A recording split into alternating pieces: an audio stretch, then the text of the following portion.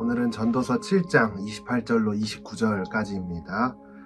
1000명의 사람 가운데 지혜로운 남자는 하나밖에 없었으며 그 1000명 가운데 지혜로운 여자는 하나도 없었다.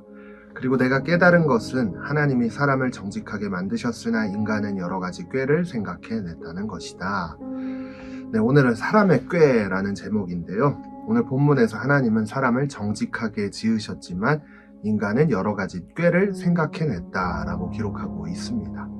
오늘 말씀을 통해 지혜자 솔로몬이 이야기하고자 하는 것은 그만큼 인간은 죄로 인해 타락하고 그 죄가 잘못된 길로 인도하고자 한다는 것을 이야기하고 있다고 할 수 있는데요.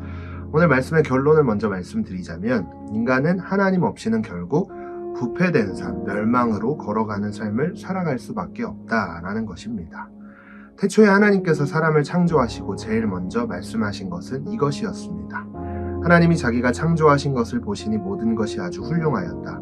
저녁이 지나고 아침이 되자 이것이 6째 날이었다. 인간이 죄가 없었던 그때는 하나님께서 창조하신 것 중에 가장 훌륭한 창조물이 인간이었습니다. 그러나 로마서 말씀을 통해 보면 한 사람을 통해 죄가 이 세상에 들어왔고 죄를 통해 죽음이 온 것처럼 모든 사람이 죄를 지었기 때문에 온 인류에게 죽음이 퍼지게 되었습니다. 아담과 하와로부터 죄가 들어오기 시작하면서 모든 인간은 타락하게 되었고 죄 가운데 삶을 살아가게 되었습니다. 죄 가운데 삶을 살아가게 되면서 이전과 가장 큰 변화는 하나님의 인도하심을 따라 삶을 살아가는 것이 아니라 부패되고 멸망으로 걸어가는 삶을 자신이 직접 선택하며 삶을 살아가게 되었다는 것이죠. 그래서 오늘 본문에서 솔로몬이 이야기하고 있듯이 이 세상 속에서 삶을 살아가는 자들 중 하나님을 두려워하고 하나님을 경외하며 삶을 살아가는 자가 1000명 중에 1명밖에 없다라고 이야기하고 있는 것을 봤을 때 지금 이 시대 가운데서도 그리스도인들 중에서 하나님을 경외하고 하나님을 두렵고 떨림으로 섬기며 삶을 살아가는 자들은 찾기가 힘듭니다. 그렇기에 예수님께서 복음서에서 이렇게 이야기하죠. 좁은 문으로 들어가거라. 멸망에 이르는 문은 크고 길도 넓어 그리로 들어가는 사람이 많고 생명에 이르는 문은 작고 길도 좁아 찾는 사람이 적다. 마지막 때가 가까워질수록 하나님의 뜻을 따라 행하는 사람은 적어지게 됩니다. 그럴 수밖에 없는 이유가 본문에서 기록하고 있지 않습니까? 인간이 여러 가지 꾀를 생각했기 때문이다 라는 거예요. 죄성으로부터 올라오는 이 인간의 꾀는 무섭습니다. 때론 자신을 속이기 때문이죠. 잘못된 선택임에도 불구하고 자신을 속이게 된다면 타협하기 시작합니다.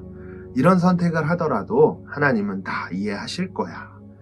자, 그렇게 우리가 해야 할 것이 뭘까요? 참된 지혜로 인도하시는 하나님의 은혜를 구하는 것. 그것이 지혜로운 삶을 살아갈 수 있는 열쇠다라는 것을 기억하며 나로부터 나오는 죄의 꾀들로부터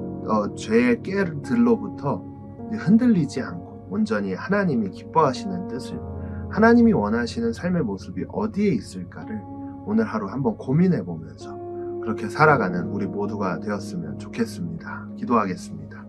하나님, 오늘도 하나님과 함께 동행하는 삶을 살아갈 수 있도록 은혜를 주십시오. 무엇보다 내 자아로부터 나오는 여러 가지 꾀로 인해 잘못된 선택을 하는 것이 아니라 하나님을 경외하는 그 마음으로부터 오는 지혜와 은혜로 삶을 선택하며 하나님이 기뻐하시는 삶을 살아가는 우리들이 되도록 성령께서 우리들의 삶 가운데 찾아오셔서 지혜와 계시의 영을 부어 주시옵소서. 오늘의 삶을 주님께 맡겨드리며 예수님의 이름으로 간절히 기도했습니다. 아멘.